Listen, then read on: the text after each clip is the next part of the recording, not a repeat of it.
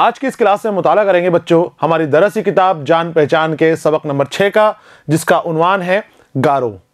गारो बच्चों मेघालय जो हमारे मुल्क हिंदुस्तान का एक सूबा है, इसमें रहने वाली एक ज़ात का नाम है, एक कबीले का नाम है। हिंदुस्तान के अंदर बहुत से कबीले पाए जाते हैं, बहुत सारे मज़ाहिब पाए जाते हैं, मुख्तलिफ तरह के लोग यहाँ पर पाए जाते हैं। सबका रहन सहन अलग है, बोलने चालने का तरीका अलग है। तो ये जो कबीले हैं ये हमारे मुल्क की जान है, हिंदुस्तान की जान है और आन बान और शान है। बच्चों ऐसा ही एक कबीला जो हमारे सामने आया है हमारे सबक के अंदर, गारो। तो हम आज इस गारो के कबीले का मुताला करेंगे और इस सबक को मैंने 2 हिस्सों में तकसीम किया है। पहले हिस्से के अंदर हम इसके गारो कबीले के बारे में पढ़ेंगे और दूसरे हिस्से के अंदर हम हमारे इस निसाबी किताब में दिए गए सवालात और जवाबात की मश्क करेंगे। तो हम शुरू करते हैं सबक का पहला हिस्सा, मेघालय का कबीला। मेघालय का कबीला कौन सा कबीला? गारो। बच्चों मैंने आपको बताया कि हमारे मुल्क के अंदर मुख्तलिफ किस्म के लोग पाए जाते हैं, मुख्तलिफ किस्म के चाल चलन पाए जाते हैं, मुख्तलिफ मज़ाहिब पाए जाते हैं। ऐसे ही अलग अलग हिस्सों के अंदर, अलग अलग सूबों के अंदर अलग अलग तरह के कबीले पाए जाते हैं। उनकी ज़िंदगी हमारी आम ज़िंदगी जैसी नहीं होती बच्चों, हमारी ज़िंदगी से अलग तरह की ज़िंदगी वो जीते हैं। जंगलों में रहते हैं, जंगलों से ही जो उनको चीज़ें मिलती हैं उन्हीं चीज़ों से वो अपना गुजर बसर करते हैं, खाना पीना करते हैं। जो शिकार वगैरह जंगल से करते हैं वहीं से वो करते हैं। जो दुनियादारी की दूसरी चीज़ें हैं जो हमें फ़राहम हैं वो चीज़ें उनको फ़राहम नहीं है और वो चीज़ें वो लोग पाने की कोशिश भी नहीं करते। वो उनको जो मिली हुई है जंगल की ज़िंदगी वो उसी में खुश हैं और उसी में रहना चाहते हैं। तो गारो कबीला भी ऐसे ही है, अपनी ज़िंदगी मस्त है। मेघालय के अंदर पाया जाता है। ये मेघालय कहाँ पर है? हमारे मुल्क के अंदर, हमारे मुल्क हिंदुस्तान के अंदर मेघालय सूबे के अंदर ये गारो जनजाति पाई जाती है, गारो कबीला पाया जाता है। गारो मेघालय सूबे की एक अहम कबायली ज़ात है। गारो लोग मिजाज से अमन पसंद, मेहनती और कुदरत से प्यार करने वाले होते हैं। कबीले के लोग हैं, ये लोग बहुत अमन पसंद होते हैं, मेहनती होते हैं, दिन भर मेहनत करते रहते हैं जंगलों में, कुछ फसल भी अपनी बोते हैं और लगातार अपना काम जुस्तजू करते रहते हैं, फालतू नहीं बैठते और अमन पसंद लोग हैं, लड़ाई झगड़े नहीं करते। इस गारो मुआशरे के 2 अहम शख्सियात हैं, जापा जलनीपा और सुकपा बुंगीपा। इस मुआशरे के, कौन से मुआशरे? मुआशरा यानी समाज, गारो समाज या गारो मुआशरे की 2 अहम शख्सियत यहां पर बताई गई हैं। उनके नाम हैं बच्चों जापा जलनीपा, जापा जलनीपा और सुकपा बुंगीपा। ये आपको अपनी किताब में नोट कर लेनी है, नोटबुक के अंदर नोट कर लो, किताब में अंडरलाइन कर लो। जापा जलनीपा और सुकपा बुंगीपा। गारो मुआशरा इन 2 अजीम शख्सियतों को बड़ी अकीदत से याद करता है। मुआशरा यानी समाज और अकीदत यानी ऐसी मोहब्बत जिसमें इज्जत का जज्बा भी शामिल हो। अकीदत किसे कहेंगे? वो मोहब्बत जिसके अंदर मोहब्बत के साथ ही इज्जत का जज्बा भी शामिल हो और बहुत ज़्यादा इज्जत और एहतराम किया जाए तो वो अकीदत कहलाएगी। तो गारो समाज के जो लोग थे, गारो मुआशरे के लोग थे, वो उन दोनों शख्सियतों की जो अजीम शख्सियत हैं जापा जलनीपा और सुकपा बुंगीपा, इनकी बहुत ज़्यादा इज्जत करते थे, अकीदत की नज़रों से इनको देखते थे। आगे आते हैं हम। गारो लोग मेघालय में कैसे बस गए, इसके बारे में एक कहानी मशहूर है। गारो जो है शुरू से ही मेघालय में नहीं थे, वो बाद में आके मेघालय में बसे। ये जो नाम लिए गए हैं दोनों के, जापा जलनीपा और सुकपा बुंगीपा, ये दोनों अपनी ज़ात को, अपने कबीले को अलग अलग जगहों से भटकने से, खाना बर्दोश तरीके से रहने से दूर करके वहाँ से लेकर और ये मेघालय की पहाड़ियों के पास आए थे। कहा जाता है कि हज़ारों साल पहले गारो कबीले के बुजुर्ग चीन और तिब्बत की वादियों में इधर उधर घूमते फिरते थे। ये गारो कबीला जो है शुरुआत के अंदर एक खाना बदोश कबीला था। खाना बदोश, इधर उधर घूमने वाला, जहां कुछ मिल जाए वहां जम गए और उसके बाद वहां से निकल गए। खाना बदोश, जहां कुछ उनको मिल जाए, अशिया मिल जाए, खाने पीने की चीजें मुहैया हो जाएं, वहां वो रुक जाते हैं, जो खाना बदोश होते हैं, और वो चीज़ें या अशिया जैसे ही वहाँ पर ख़त्म हुई, वहाँ से निकलकर फिर दूसरी जगह अपना पड़ाव डाल लेते हैं और पूरा कबीला वहाँ उस जगह पर, नई जगह पर जाकर बस जाता है।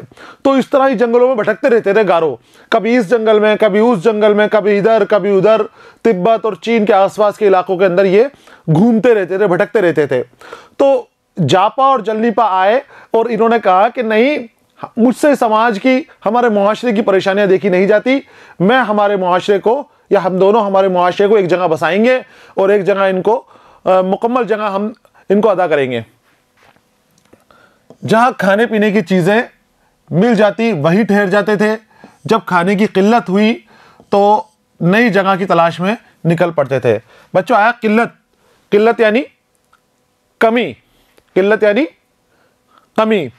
तो जो गारो कबीले के अजदाद थे, पुराने लोग थे, वो घूमते रहते थे, जहां खाना मिलता वहां रुक जाते और थोड़े दिन वहां रुकते, खाना खत्म होता फिर आगे चले जाते। ये खाना बदोशी वाली कैफियत कब तक रही इसका अंदाज़ा नहीं लगाया जा सकता। कैफियत, हालत, तो खाना बदोशी वाली हालत कब तक रही इसके बारे में कुछ पता नहीं है। बहुत सालों तक, बरसों तक ये लोग ऐसे ही घूमते फिरते और अपना जीवन बसर करते रहे। खाने की तलाश में भटकने के अलावा गारो कबीले को खराब मौसम और जंगली जानवरों से भी मुकाबला करना पड़ता था। जब ये जंगलों में घूम रहे हैं तो जाहिर सी बात है कि जंगलों के अंदर तो जानवर रहते हैं, खतरनाक जानवर रहते हैं, खूंखार जानवर रहते हैं, तो इनको खाने की चीज़ों के लिए तो भटकना पड़ता ही था।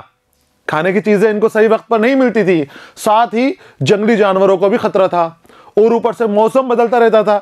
कभी बारिश आ रही है, कभी तेज़ गर्मी पड़ रही है, कभी तेज़ सर्दी पड़ रही है, तो हर तरह की परेशानी इनको घूमने फिरने के अंदर होती रहती थी, भटकने के अंदर परेशानी होती रहती थी। इसकी वजह से गारो लोग बहुत परेशान रहते थे।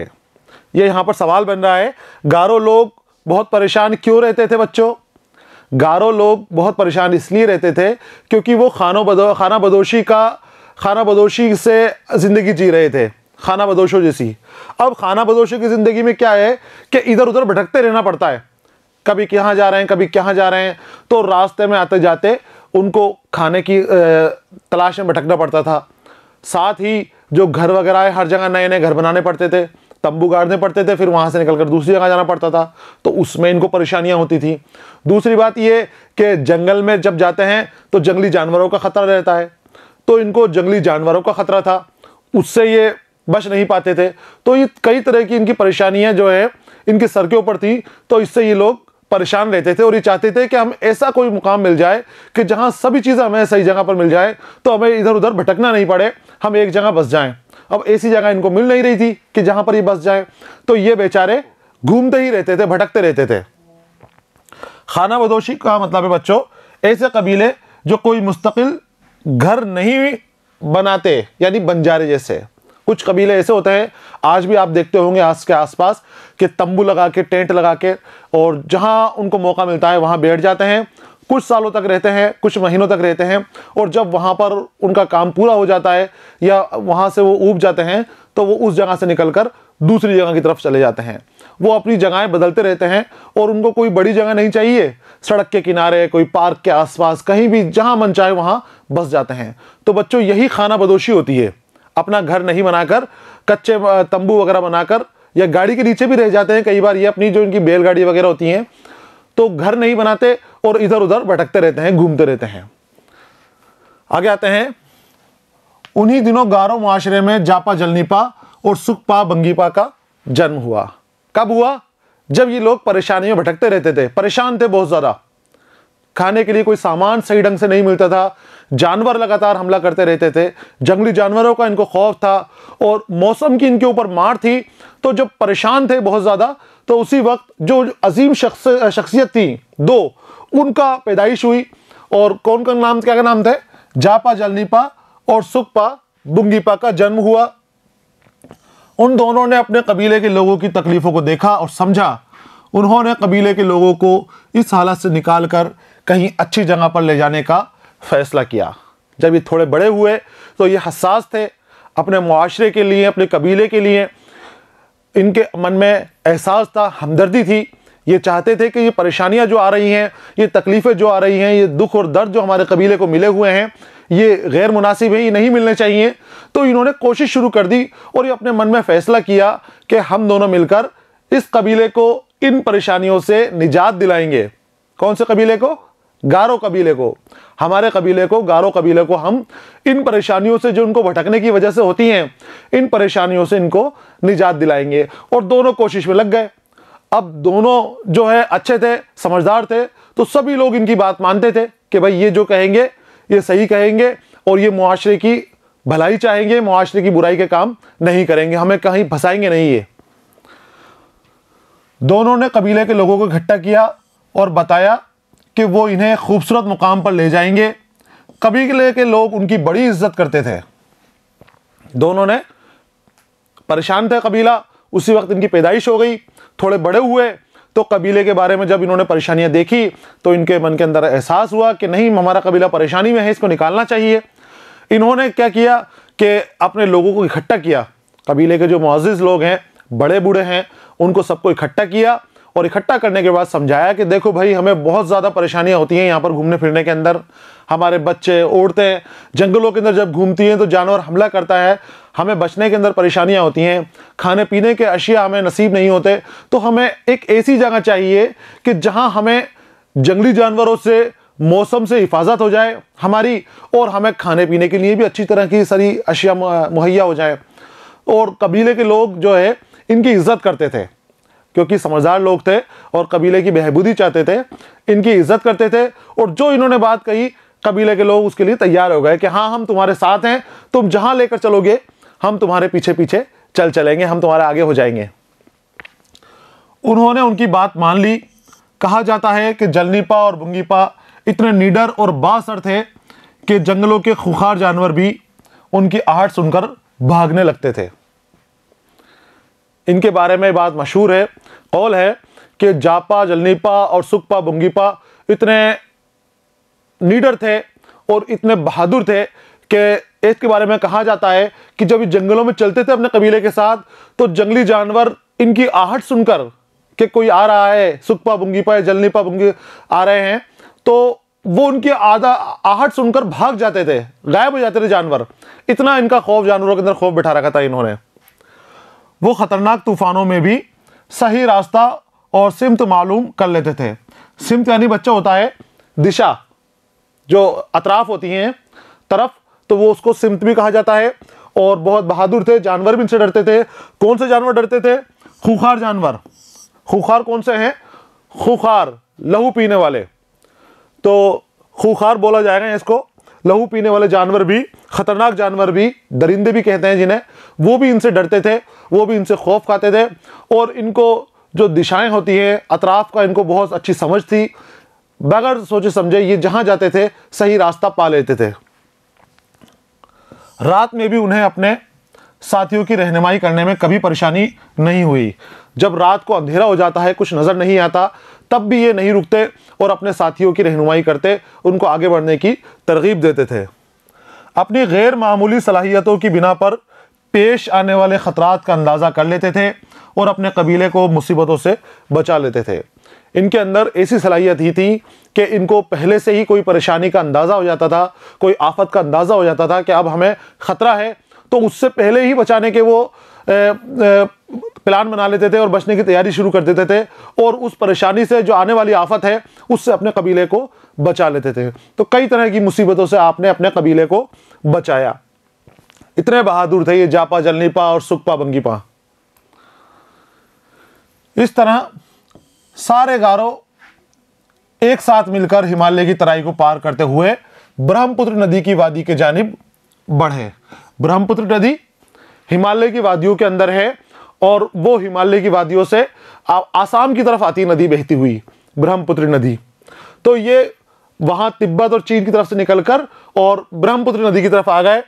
ब्रह्मपुत्र नदी की वादी की जानिब बढ़े। वो अपने सामान, घोड़े, जानवर वगैरह अपने साथ लेकर चल रहे थे। कभी कभी महीनों चलते रहते और कहीं कहीं बरसों ठहर जाते। अभी भी उनको मुकाम नहीं मिल रहा था। पहाड़ी रास्ता था, उबड़ खाबड़ रास्ता था और ख़तरनाक जानवरों से भरा हुआ रास्ता था। साथ में बड़ी नदियां भी चलती थी, इनके नदियों में बाढ़ आती रहती थी। तो ये अपने साथियों को साथ लेकर चलते रहते, कई महीनों तक चलते रहते। और जब इनको लगता कि नहीं भी मौसम ख़राब है, अभी आगे जाने पर हमारे साथियों को ख़तरा हो सकता है, हमारे लोगों को ख़तरा हो सकता है, तो वो उनको वहीं रोक देते। और जब तक वो ख़तरा टल नहीं जाता, चाहे महीने, 2 महीने, 3 महीने लग जाते, वो उस ख़तरे के निमटने तक, ख़तरे के ख़त्म होने तक वहाँ से नहीं बढ़ते, वहाँ बसते। फिर थोड़े दिन बाद फिर वहाँ से उठते और महीनों फिर वो पैदल चलते रहते। अपने सारे जानवर साथ रख रखे थे उन्होंने, घोड़े, खच्चर, गधे, बकरियाँ वगैरह जो भी थी उनके पास, वो सारे जानवर और उनके घर वाले सब साथ चलते थे।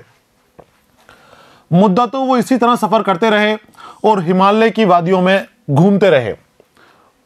कई सालों तक वो चक्कर लगाते रहे, घूमते रहे और सफ़र करते रहे उस जगह की तलाश के अंदर जो इनको जगह चाहिए थी।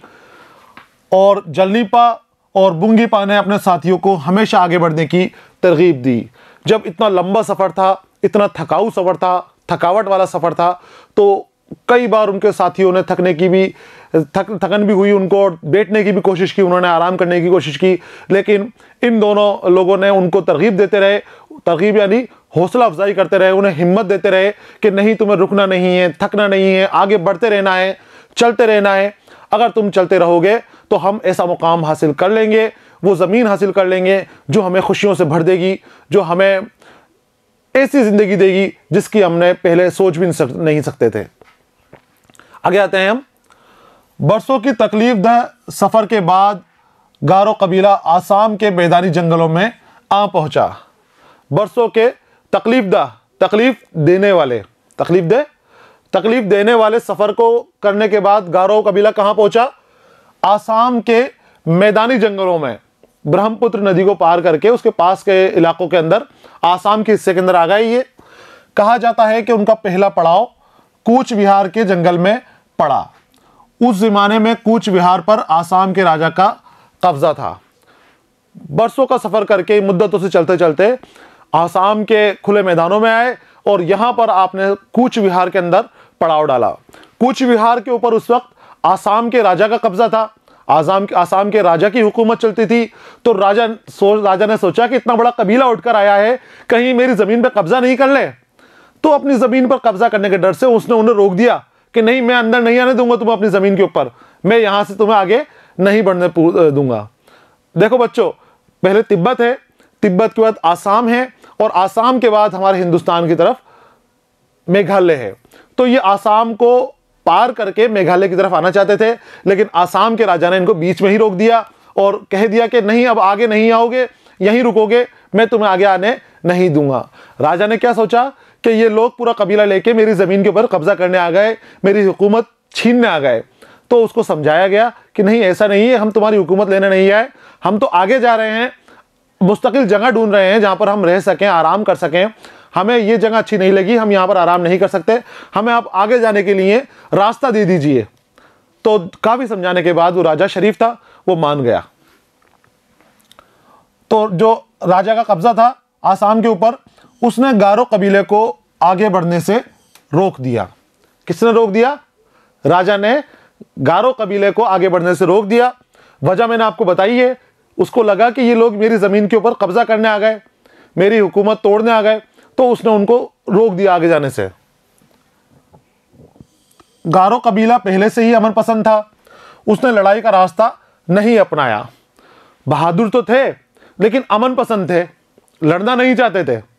तो इन्होंने, जब राजा ने रोका तो वहीं रुक गए, आगे नहीं बढ़े। जलनीपा और बुंगीपा ने आसाम के राजा से बातचीत करके उन्हें समझाया और राजा उन्हें रास्ता देने के लिए राजी हो गया। जब राजा मना करता रहा कि नहीं, मैं जाने नहीं दूंगा, तो वही दोनों लोग जो अजीम शख्सियत हैं इनके कबीले की, जलनीपा और बुंगीपा, ये दोनों आगे बढ़े कि हम जाके राजा से बात करते हैं। वो अपने कुछ साथियों के साथ गए, राजा को समझाया कि हम तो आगे जाने के लिए रास्ता मांग रहे हैं। तो राजा उनकी बात सुनकर राजी हो गया, तैयार हो गया अपनी ज़मीन देने के लिए, रास्ता देने के लिए। उसकी शादी एक गारो लड़की से करवा दी गई और इस तरह माहौल खुशगवार हो गया। और साथ में गारो कबीले की एक लड़की की शादी भी उसके साथ करा दी गई, जिससे रिश्तेदारी हो गई। तो राजा और भी उनसे खुश हो गया और अच्छा माहौल हो गया। उसने उनको इज्जत से वहाँ से रवाना किया, आने दिया अपने राज्य के अंदर। कुछ लोगों की राय है कि ये वाक़या पहली सदी कब्ल मसीह है। कब्ल मसीह, मसीह से पहले। मसीह कौन? ईसा अलैहिस्सलाम। बच्चों, हमारे पैगंबर हुए हैं ईसा अलैहिस्सलाम, तो उनसे पहले का जो दौर है वो कब्ल मसीह कहा जाता है, BC।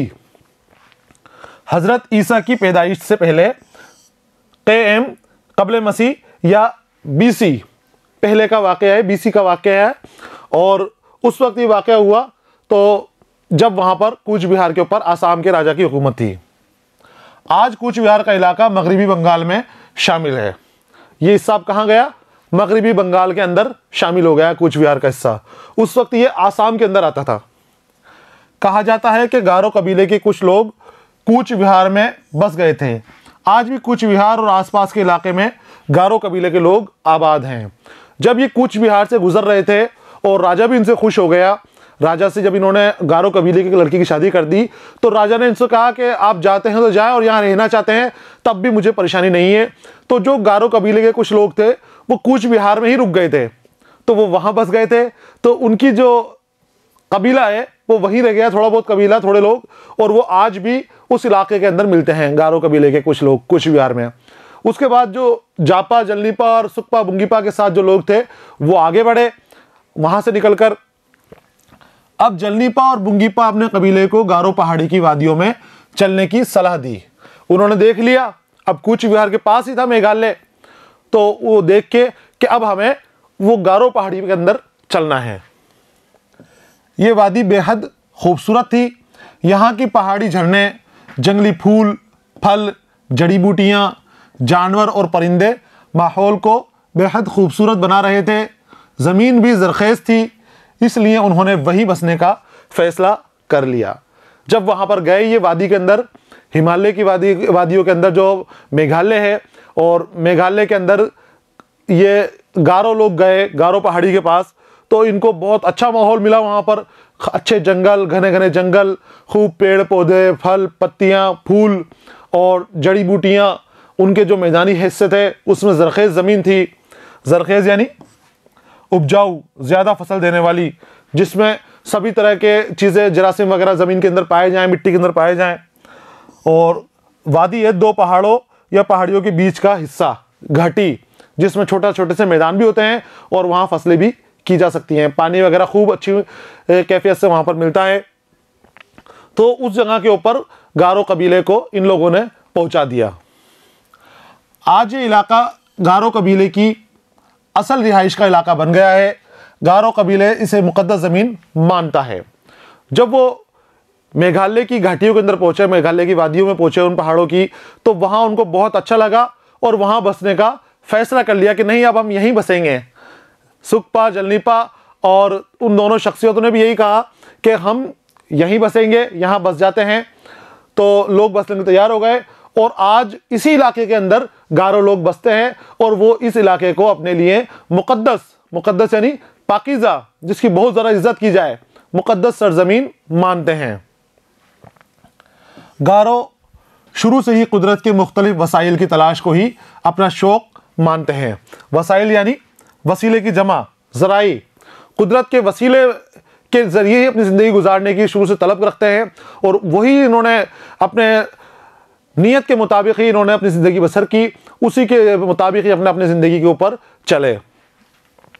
जंगलों में घूमना, फल फूलों, अनाज, जड़ी बूटियों की तलाश करना, खेती के लिए ज़रख़ेज़ ज़मीन की पहचान करना इन्हें शुरू से ही पसंद रहा है और आज भी ये उसी तरह की ज़िंदगी जीते हैं। मुस्तकिल हो गए, जम गए हैं वहाँ पर, लेकिन जो उनकी ज़िंदगी के वसाइल हैं इन्होंने उसे नहीं छोड़ा है। जो उनके जज्बे थे उस वक्त रहने के लिए, जो तरीक़े थे, वो तौर तरीक़े इन्होंने नहीं छोड़े। मेघालय की पहाड़ियों में बस गए, लेकिन उसी तरीक़ों से ये घूमते फिरते रहे वहाँ पर, और जड़ी बूटियाँ, फल फूल खाना पीना, थोड़ा बहुत अनाज पैदा करना और ज़रख़ेज़ ज़मीनों की पहचान करना, ये आज भी इनकी आदत बनी रही है।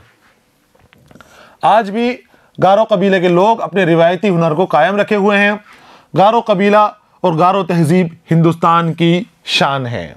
गारो कबीला जो आज भी मौजूद है और आज भी अपने लगातार जो पुराने काम हैं इनके अजदाद ने किए थे, ज़रख़ेज़ ज़मीन की पहचान करना, जड़ी बूटियाँ ढूंढना, तरह तरह के फल फूल वगैरह पेड़ों से हासिल करना और दूसरे ऐसे काम करना जो कुदरत से मुतालिक हैं, वही काम आज भी ये लोग करते हैं और इसीलिए इस कबीले को हिंदुस्तान की शान कहा गया है। आपको इस कबीले के बारे में और भी अगर कहीं से आपको मालूमात हासिल होती है तो मालूमात हासिल करना है, इस कबीले से मुतालिक फ़ोटो वगैरह अखबारात में कुछ ख़बरें वगैरह हों उसको भी आपको जमा करना है। बच्चों, इस सबक यहाँ पर गारो हमारा पूरा हो गया हो, आपको समझ में आया होगा सबक। अब जैसे मैंने आपको बताया आपको वैसे ही करना है। जो मुश्किल अल्फाज यहाँ पर आए हैं इसे आपको अपनी नोटबुक में नोट करना है। सबक मुकम्मल हो गया है। अगले हिस्से के साथ मैं आपको लेकर आऊँगा इस किताब के अंदर दिए गए हमारे सवालात के जवाबात। तब तक के लिए आप पढ़ते रहिए, खुश रहिए। अलविदा।